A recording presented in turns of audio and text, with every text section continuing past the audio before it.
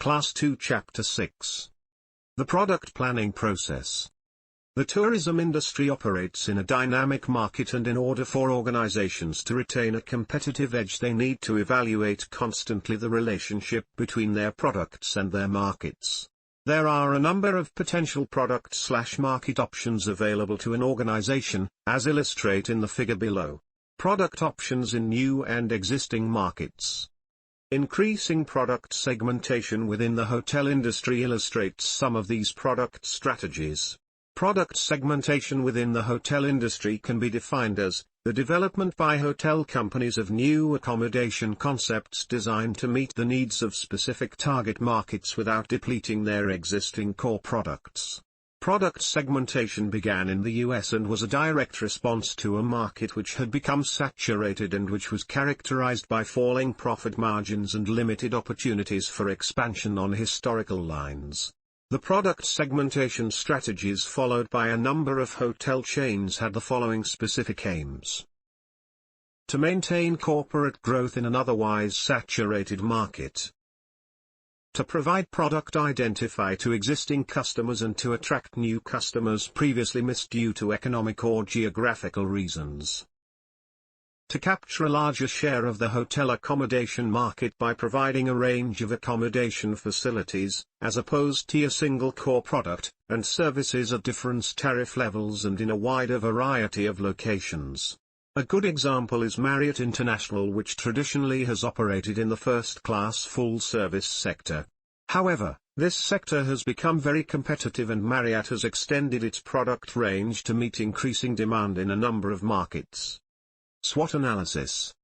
The strengths, weaknesses, opportunities and threats, SWOT, analysis often forms the bedrock of any product planning process.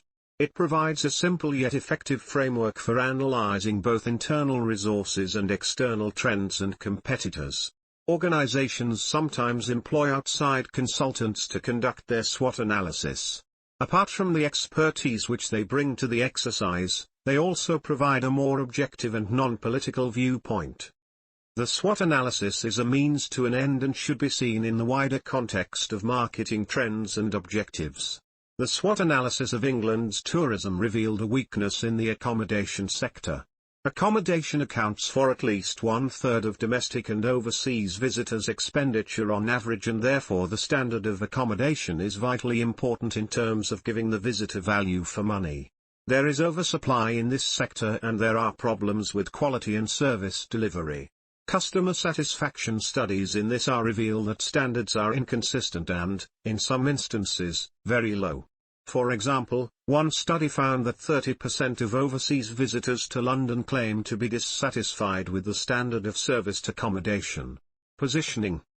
The concept of product positioning is central to the planning process.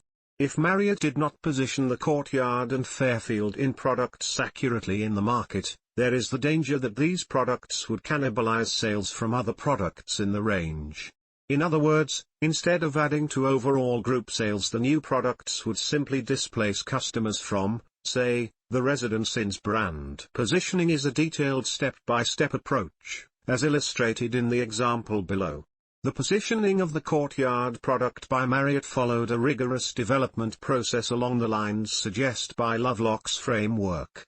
Competitors in the budget, mid-price and luxury lodging segments were assessed, revealing a gap in the leisure and business markets for a cheaper hotel product priced $2 to $3 below the typical Holiday Inn. An extensive market analysis was undertaken, consisting of focus group interviews and a segmentation study which took over a year to conduct. This analytical process enabled Marriott to develop a framework for the product. Courtyard would be focused on the mid-priced market segment, it would be relatively small, 150 rooms or fewer, to project a residential image. It would serve a limited menu and offer fewer public spaces than competitors. It would be a standardized product managed in clusters of 5 to 8 hotels in one area. The Marriott name would be attached for recognition purposes. Having identified the market segments and the benefits to emphasize, Marriott were able to develop a positioning statement. Courtyard was to serve business travelers who wanted moderately priced hotels of consistent high quality, and pleasure travelers who wanted an affordable room that was a safe base of operations. New Product Development, NPD. In the dynamic and information-driven tourism environment, organizations are often keen to get new products to the market quickly to try to obtain a competitive advantage. The four main steps in the product development process: genesis and evaluation, early development, introduction, in-market evaluation and advanced development. There are generally considered to be 6 categories of new product: new-to-the-world products, line extensions, repositioning, improvements and revisions, new product lines. Improvements and revisions are otherwise referred to as product innovation and constitute about 26% of new product development. Recently in Kenya, the road transport, especially in the Nairobi-Mombasa route, has experienced a high degree of innovation brought about by increasing competition both from entry of new players and other forms of transport, for example air. Many bus companies, for instance, have improved their service delivery and also the range of their fleets to appeal to a wide range of consumers. Considering that only 1 in 20 new products succeed, it is important to take a strategic approach to NPD.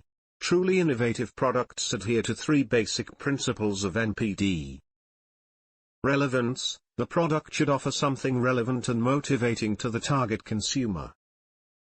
Differentiation: it should be sufficiently new and different from existing products. Delivery: does the brand actually deliver what it promises? The first principle underlines the importance for market research and understanding the consumer's needs and attitudes. To find out what motivates the customer and then to offer them something relevant requires in-depth research.